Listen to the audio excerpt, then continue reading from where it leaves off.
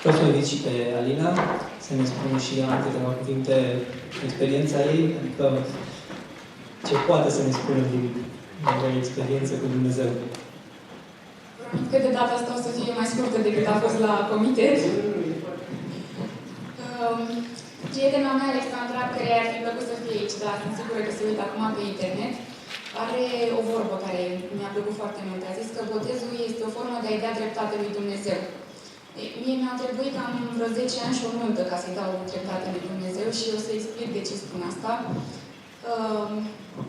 Relația mea cu Biserica Adventistă a început acum mulți ani și a trecut prin mai multe faze. Îmi place să le văd ca fiind fazele în care te raportezi la familie.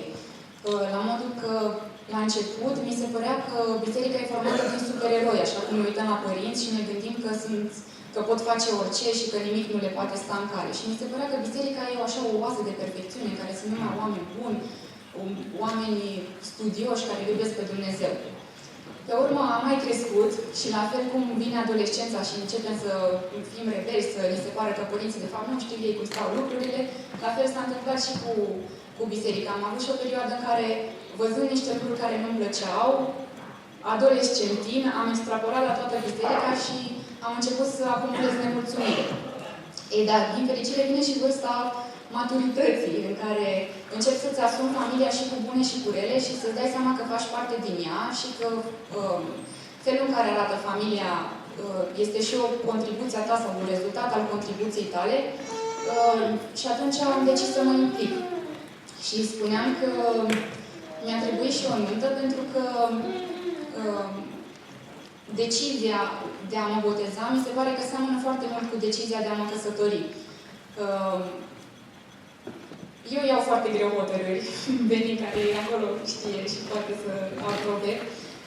Și cu nunta a fost la fel. A fost o decizie pe care am luat-o cu teamă, gândindu-mă că dacă o să descoper ceva mai încolo care să-mi schimbe total perspectiva sau dacă nu o să fiu în stare să mă țin de angajamentul pe care normal că toată lumea și-l ia cu toată ușurința, dar după aia își dă seama că e foarte greu. Și la fel și cu botezul.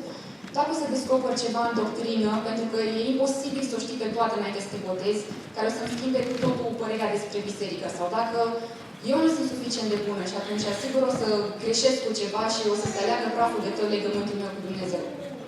Dar așa cum am luat decizia de a risca într-un fel și a face un pas cu credință și oarecum în gol, adică fără să ai toate datele, să știi absolut totul, am luat decizia de a mă căsători, la fel iau și decizia de a mă boteza.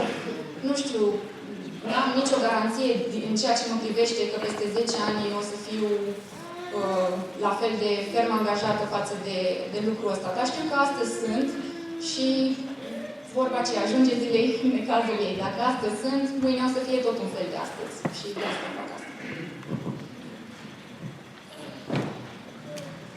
Mulțumesc mult, Alina. Suntem îmbogățiți cu venirea lor și îmi doresc să îi înconjurați cu iubire ca într-o familie. Iar dacă sunt și alții care doresc să se alăture acestei familii, în viitorul apropiat sau mediu, eu cred că dați o decizie bună. Vă așteptăm să studiem împreună, să ne confruntăm, să le punem cap la cap și când veți decide, putem să mergem la următorul botez.